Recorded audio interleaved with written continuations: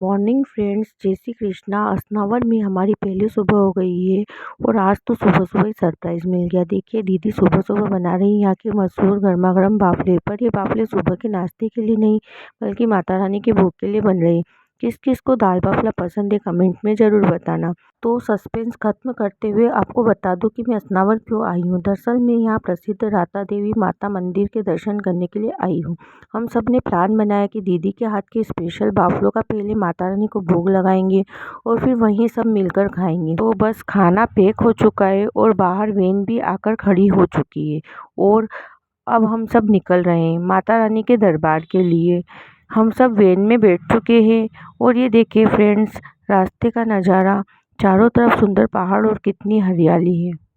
इन रास्तों से गुजरते हुए सफ़र का मज़ा दोगुना हो जाता है। लेकिन सफ़र इतना भी आसान नहीं था फ्रेंड्स। आगे रास्ते में एक बहुत ही खड़ी घाटी आ गई जिसकी वजह से गाड़ी का ऊपर चढ़ना मुश्किल था। तो फिर क्या हम सबको गाड़ी से उतरना पड़ा और अब हम सब थोड़ी दूर पैदल ही चढ़ाई चढ़ रहे हैं। थोड़ी थकावट तो हो रही है लेकिन पहाड़ों की ठंडी और माता रानी के दर्शन का उत्साह हमें रुकने नहीं दे रहा। और देखिए हमारी गुड़िया भी हमारे साथ साथ कितनी बहादुरी से पैदल चल रही है। थोड़ी दूर पैदल चढ़ाई के बाद अब फाइनली घाटी पार हो गई और अब हम फिर से अपनी वैन में आकर बैठ गए। सच में बैठकर जो सुकून मिला है ना, वो मैं आपको बता नहीं सकती। हमारी गुड़िया भी थक गई थी तो वो भी आराम से बैठ गई। अब बस कुछ ही देर में माता रानी के दरबार पहुंचने वाले हैं। फाइनली हम माता रानी के दरबार पहुंच चुके हैं। वैन से उतरते ही देखिए फ्रेंड्स, मंदिर के बाहर कितनी सारी सुंदर सुंदर दुकानें सजी हुई है। कई पूजा की सामग्री मिल रही है तो कई बच्चों के प्यारे प्यारे खिलौने और कंगन। यहाँ का नज़ारा देखकर ही मन खुश हो गया। तो बस इसी मार्केट से गुजरते हुए अब हम सीढ़ियों से नीचे उतरकर मंदिर की तरफ बढ़ रहे हैं। मंदिर यहाँ से अब थोड़ी ही दूरी पर है।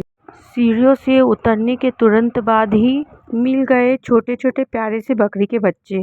गुड़िया तो उन्हें देखकर इतनी खुश हो गई कि वहीं रुक गई। फिर क्या दीदी ने और गुड़िया ने उसे प्यार से गोदी में उठा लिया। हम सब ने मिलकर उसे गेहूँ खिलाए। देखिए कितना शांत होकर हमारे हाथ से गेहूँ खा रहा है। सच में कितना प्यारा और मासूम है ये। भीड़ तो बहुत थी लेकिन हमारी किस्मत अच्छी थी कि दर्शन बहुत अच्छे से हो गए। सबसे पहले हमने माता रानी को बड़े भाव से दीदी के हाथ के स्पेशल बाफलों का भोग लगाया। उसके बाद हम सब ने मिलकर माता रानी के बहुत सुंदर दर्शन किए।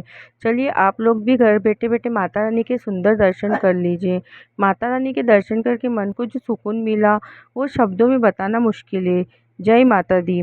दर्शन करके जैसे ही हम बाहर आए तो हमें एक और बहुत ही प्यारा सा सरप्राइज़ मिला। वहाँ मंदिर पर मेरा भांजा और उसकी वाइफ भी हमसे मिलने पहुँच गए। दोनों ने आते ही सब बड़ों का आशीर्वाद लिया। बच्चों को इस तरह देखकर दिल खुश हो गया और हमारा ये सफ़र और भी यादगार बन गया। और अब बारी थी सबसे बेस्ट पार्ट की। हम सब मंदिर के पास ही साथ में बैठ गए और दीदी के हाथ के टेस्टी गर्मा गर्म बाफले खाने लगे। माता रानी के दर्शन के बाद पूरे परिवार के साथ बैठकर इस तरह प्रसाद खाने का आनंद ही कुछ और है। हमारी गुड़िया को भी बहुत मज़ा आया। आपको हमारा ये राता देवी मंदिर का पूरा सफ़र और ब्लॉग कैसा लगा कमेंट्स में जय माता दी लिखकर ज़रूर बताना। वीडियो पसंद आया हो तो लाइक और सब्सक्राइब कर देना। मिलते हैं अगले ब्लॉग में। Bye bye.